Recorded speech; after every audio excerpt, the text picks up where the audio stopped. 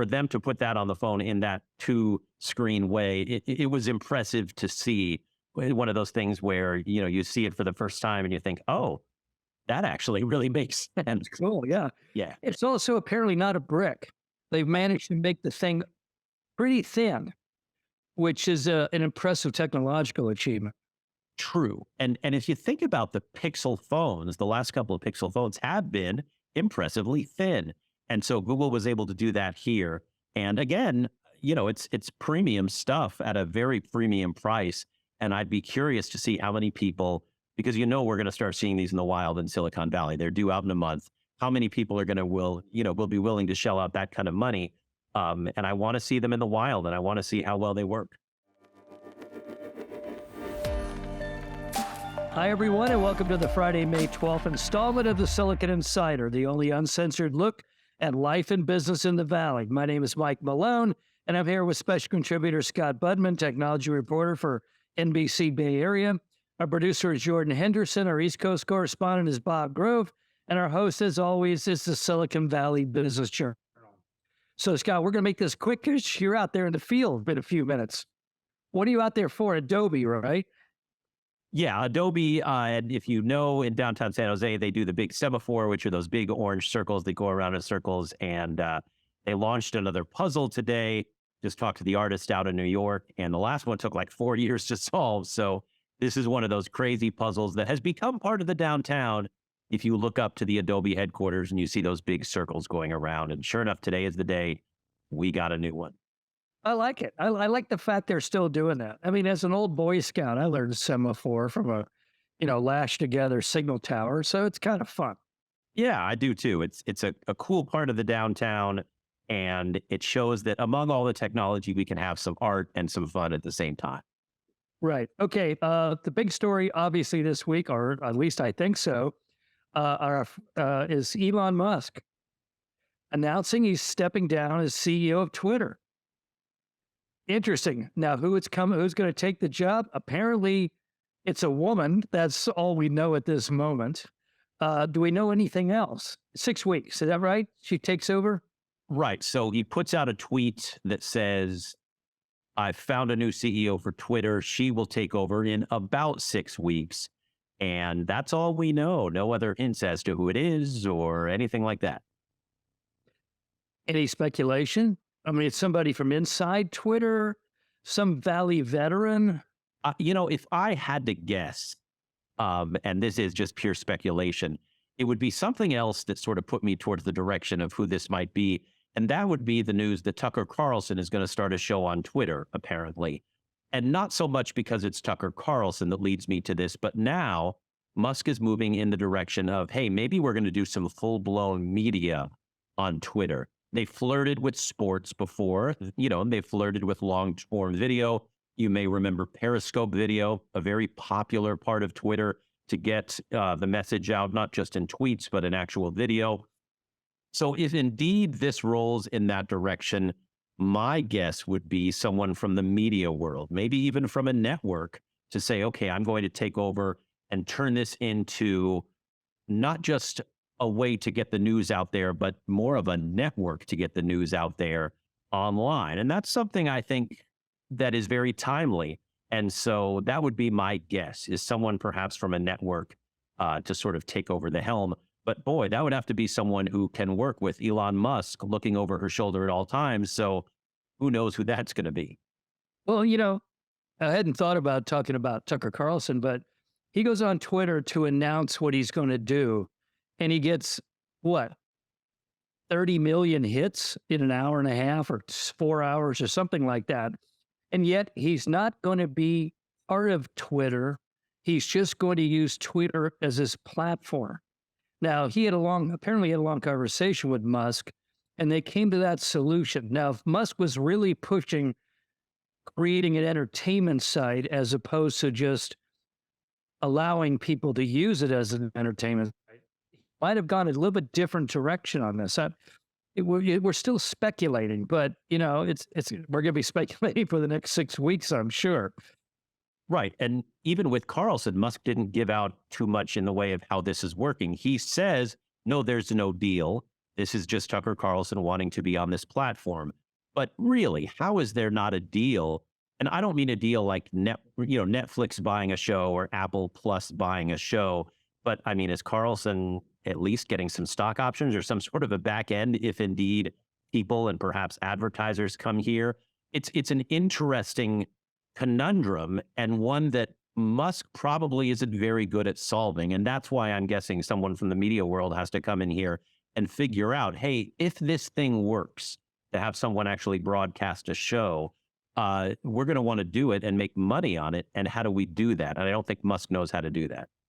Now, are the other well, the ones we know of, like of Tesla, but of all of Elon's other companies, are they cheering right now? I mean, they're the ones that have been really bitching that he's getting spread too thin. He's not paying enough attention. Are they happy now? I mean, or do we still have to wait to see if Elon can keep his hands off of Twitter? You don't have to wait at all to know the answer. And the answer is yes, very happy. In the instant that Musk put out the tweet, Tesla stock shot up 2%. That's a gain of $10 billion in market value. So in case you want to know what a $10 billion tweet looks like, just go on Elon Musk's timeline. You can see a $10 billion tweet. Wow. Okay. So, well, let me ask that question again. You think he can keep away from Twitter? He's loving doing this. Right. And the short answer to that is no. I don't think he keeps away. I would, goodness, I don't know. I mean, he's going to be on it. He's going to be promoting whatever it is he wants to promote on it. And that I think is the big challenge for someone to be the CEO, is that guy being in the office and being on Twitter pretty constantly, because he, more than anyone, really shapes the direction of the site now. And if someone comes in and says, look, I'm the CEO, I want to shape the direction of the site, right, that's something they've got, I guess, 6 weeks now to figure out how that's going to go. But it's going to be really interesting to watch. Or that moment when Elon tweets something controversial, tries to, and gets told by the CEO, no, we're not going to run that. Exactly. I think that's the defining moment. Will that happen 6 weeks and 1 day from now? Right. Probably. Yes. Probably. Okay. Next up, we talked about it a little bit last time, but Google's new Pixel Fold, $1,800. They announced it during their new their current I/O convention, along with a number of other things. But let's talk about the Fold first, and I want to talk about AI at Google. So you've seen the phone.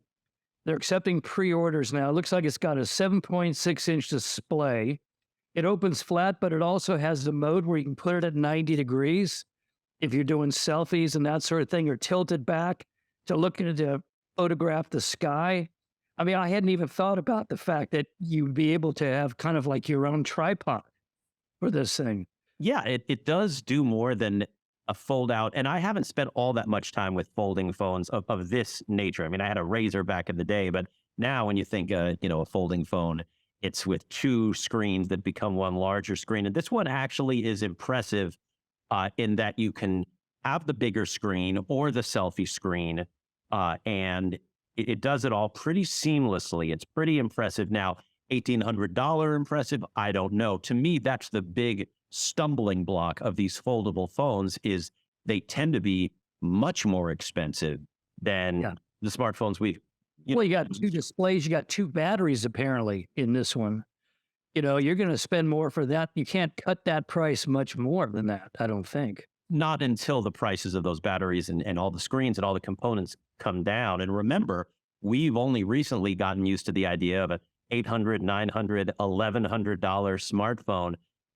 And $1,800 just seems really high, but I realize these foldable phones cost that much. And maybe that's why they have 1 or 2% of the market right now.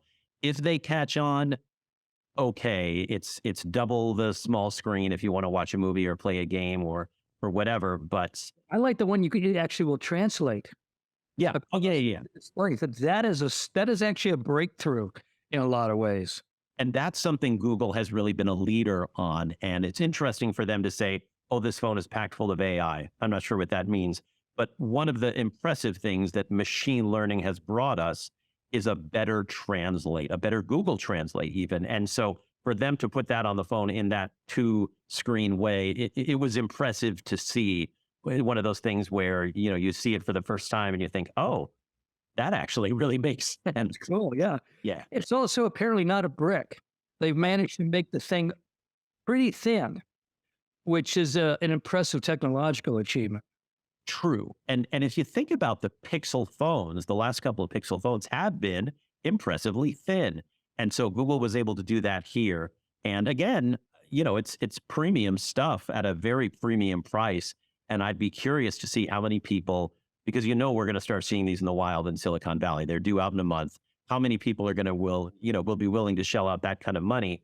And I want to see them in the wild, and I want to see how well they work. Well, an $1,800 Pixel Fold versus $1,200 iPhone, but now you're going to have to leave tips at the Genius Bar when you go into the Apple Store. I mean, aren't they calling for that, the union guys? So what's 20% on a $1,200 phone? Now you're adding an extra $240 to the purchase price. Right. So you're almost up there. Yeah. Pixel. You're almost up to the fold. You're right. Okay, but I find it interesting in the midst of this I/O meeting, Google really announced that they're bringing AI to everything, even to search. So this seems to be, we kind of had this movement towards AI. We had these anecdotal announcements, and one of them we're going to get to in a few minutes at Wendy's. But Google seems to be going in all the way now. And I think it's partly the threat from Microsoft. They got caught behind, and now they're coming back. They're coming roaring back. And I'm real curious what AI search is going to look like.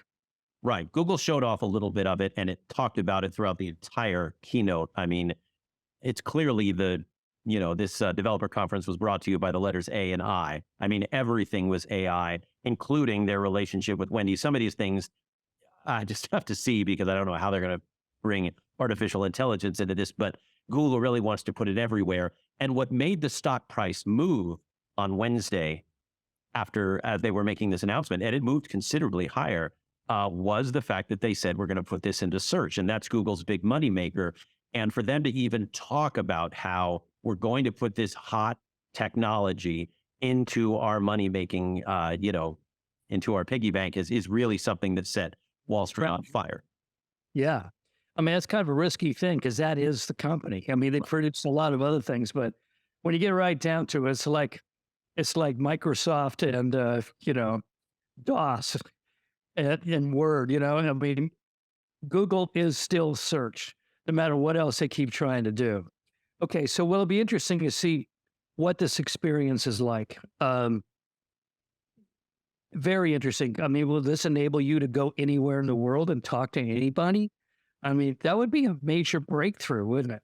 Yeah. Yeah. I mean, if you're talking about the translation stuff, but it will be interesting to see how it integrates search. Is it going to be something that eventually we just don't notice? Or will there be sort of two different kind of Google searches, one with AI and one without? And of course, the big question for investors and all that is how they will integrate it into paid search, which is, so important to Google. And will we notice that? I'm really curious to jump in on this. We're going to see a lot of features in the next few years here. I think AI it's one of those things we've hit that step function now, and boom, it's going to show up everywhere. Okay, Peloton. We talked about Peloton during the lockdown, how they did real well, then it collapsed and they're back. Well, they've just recalled 2 million exercise bikes because apparently there's problems with the seat that it can break. People have broken their wrists, have fallen off the thing. 2 million bikes. I mean, just when they seem to be finally, stabilizing and getting out of the COVID mode and into the, general use and all that, recalling basically all their bikes. It's the bike model PL01. Breaks during use, posing fall and injury hazards to the user. And I think there's something more frightening to it than somebody on a bike than to have this seat break. I mean, and they came out and said, immediately stop, use it. It didn't say, oh, send it in, take it down to your local Peloton store, et cetera. It was get off that bike. Yeah, I mean, that's really bad. PR. Yeah, I mean, Peloton went from the world coming to its doorstep to not being able to do anything right. I mean, what 8 months ago, uh, this was $150 stock. Today it's at $6 and struggling as an entity that's really out there.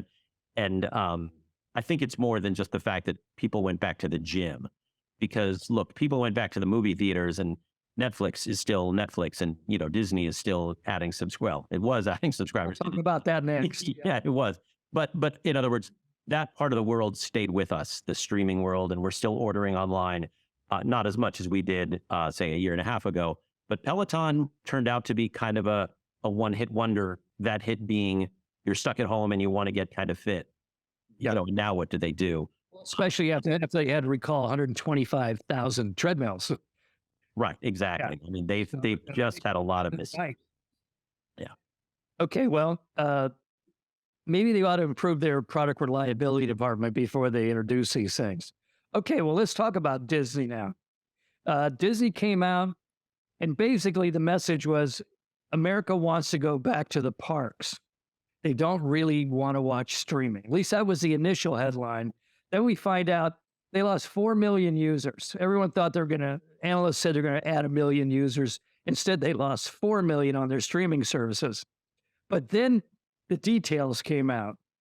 They lost most of those users in India because they lost their cricket content, which would be like losing the NFL, here. Right. So what do you think? I mean, I think the message to look even between the lines there is, don't worry about that 4 million number necessarily, because you're right, that was a one-time thing in India. But subscribers and the subscriber number, if you look at how many are on Disney Plus and Apple and Netflix, it's really, really high to me. There are hundreds of millions of people that are doing this, but the growth has slowed. And one of the problems is it's really expensive to be or to have a streaming service, because you're paying for all this content, you're paying servers, et cetera. And so now these companies have to figure out how to make these streaming companies. But didn't Disney also hint they're going to raise the prices a little bit on their streaming? Yes, I think that's ultimately what's going to happen. Only because what do you do when you have to raise money? You pass it along to your customers. Yeah. And they didn't say it, but we've seen Netflix through the years raise prices, and it hasn't really driven that many people away. And so when Apple Plus or Disney Plus or any of these pluses or whatever are trying to lure subscribers, they have to come up with good content, and that's expensive. And I think that's what that business is dealing with. Is it's now built into our lives. So now what? How do we keep them from going on to any of the other sites? How do we keep them here? We need good content. Or like me, sign on to get to the Beatles' Let It Be, and then cancel your subscription a month later. There's that, yeah. But I think a lot of people want to have. It'd be interesting to see how many, 1 or 2, 2 or 3. But I think people want to have the ability to stream in their homes. It's just super convenient. Sure, and the one thing they are doing, it look like, is they're expanding the platform, because they're adding Hulu, right? They're bolting Hulu onto Disney Plus. They might. Will that draw anybody? I think it will, but that's still a deal that has to be done. Disney, I believe, owns 2/3 of Hulu, correct? And 1/3 is owned by Comcast, full disclosure. That is the company I work for. And I think the negotiations, and again, this is just what I'm reading in the trade press, negotiations are on so that Disney is trying to buy that third that it doesn't own. And then it would be able to say, we own Hulu too. Let's integrate that into, I don't know, some sort of a Disney Plus bundle or something. Funny how that came out before the deal was made. It seems like that's how you compromise your negotiations, by announcing you want to buy this place. Or they try to force Comcast. Comcast users are complaining, so they want the extra money. I don't know. It just seems strange as this came out publicly, when it's usually done behind closed doors and then announced in some kind of kumbaya event. And that may be something that we'll see soon. But yeah, it all but hinted that a deal had been done, and yet publicly we don't know that yet. Okay, let's go back to AI just for a second. Wendy's. Okay, Wendy's has announced that it's going to stop using human people at the window at the microphone during the drive up and replace it with AI. And they said tests have shown that the AI function is equal to or not better than the best human window people. What do you think? The immediate response I read to that was $15 an hour for basically high school kids is too much, and it's paying for investment into the development of AI to replace them.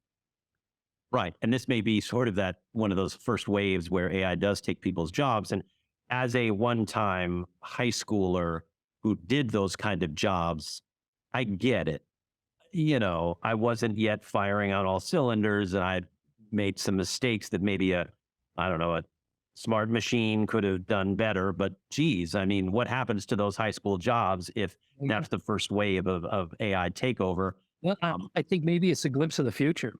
Right. And, one thing we need to do as a society is convince young men and women that they can be capable workers in the system, right? And that's why we do. First encounter with a real job. You learn stuff there. You learn about punctuality, and you learn about politeness and customer service and all of that. And it's those very things that I look back on, and I'm glad I did. I'm not going around bragging about the high school jobs I did because they were all high school jobs, but that's what I learned. And do we just tell those people, hey, don't worry about that, pick it up in college or after college?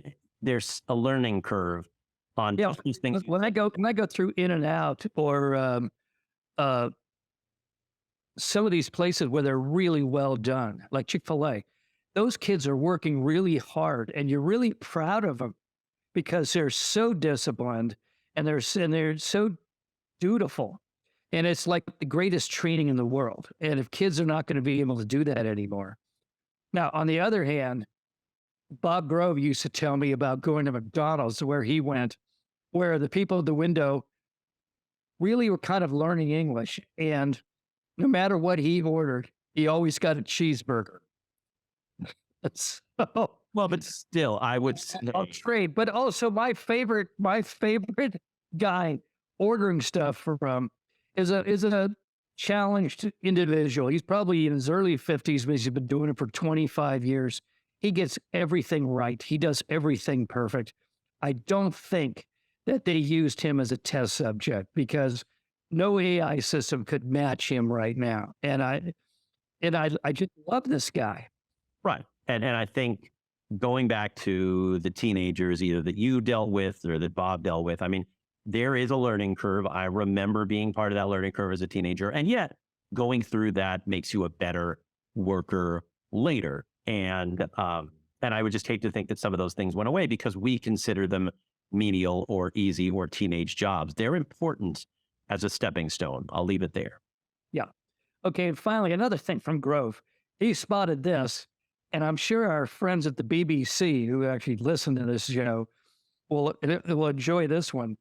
CNBC estimates that Apple's market capitalization, its value, is larger than the collective market caps of all UK companies combined. Now, I'm sure that means public companies because you don't have a market cap if you're private, but think about all of the British companies and together their market cap is less than this company just down the street over here. Well, this near $3 trillion company just down the street. Yeah. Well, and by the way, shout out to the BBC. Hello. Apple's market value is just mammoth. It is gargantuan. And they have a day where maybe their earning report was only 99% of what people want to see. And so their market cap can drop, I don't know, a couple $100 billion. That's entire companies, and they don't sweat it. So it's just in another league, really. It's just not of this world. It's why unique. why It's a company that screwed up a number of times in a big way Yes. and almost died. I mean, they went from 90% market share to under 10, and yet here they are. And the last 20 years, they created 4 major new industries, trillion-dollar industries, basically, and they're being really well run. But, I know a lot of Apple people. I'm not struck they're superhuman. What is this company doing so well? I mean, they do a number of things well. This is an entire podcast in itself. But look, people tend to separate Steve Jobs and Tim Cook and say, well, one guy gets all the credit for being creative. And then some people say, oh, Apple's done because Steve Jobs left us and we don't have any more creativity. But what you really need is the creative genius. And remember, when Jobs left, look up what the market cap was and then tell me that Tim Cook isn't a great CEO. I'll leave that there as well. But you have the creative genius in these products that are still selling like gangbusters today, like the iPhone. And you have the absolute master of marketing and supply chain and keeping things going. And that's Tim Cook. And it's that 1-2 punch. Maybe you need Steph Curry and Draymond Green. You need Steve Jobs and Tim Cook. And together they have woven this amazing company for years and years and years. And I'm struck with that. We talked about this subdural blood measurement. If they have that, this is the equivalent of one of Jobs' great, paradigm changing breakthroughs, which would then take them into the next level, the next stratosphere, the ionosphere, if they have that too. I mean, this company is not hitting on all these cylinders. They're hitting on 12. I've never seen anything like it. And, we're all the beneficiaries of it. Right. And Unless we start paying tips at the Apple store. well, that's what they want you to do. I mean, look, the job report came out recently and the biggest gains were in healthcare. And that tells you something. Yeah. Healthcare is a big, big thing, and it's going to remain that way for a long, long time. And that means there's all this untapped value to combine technology and healthcare. And good for Apple for getting into that because they've done a whole lot of things really well. Oh, yeah. Well, Mr. X Gen, we boomers, we appreciate that this stuff is getting developed right now. Absolutely. Okay, that's it for now. Your day's coming, pal. That's it for now, folks. You can find us on the Silicon Valley Business Journal homepage, as well as on Spotify, Anchor, Google Podcasts, Apple Podcasts, LinkedIn, and YouTube. Have a great weekend. We'll see you next time. Bye-bye.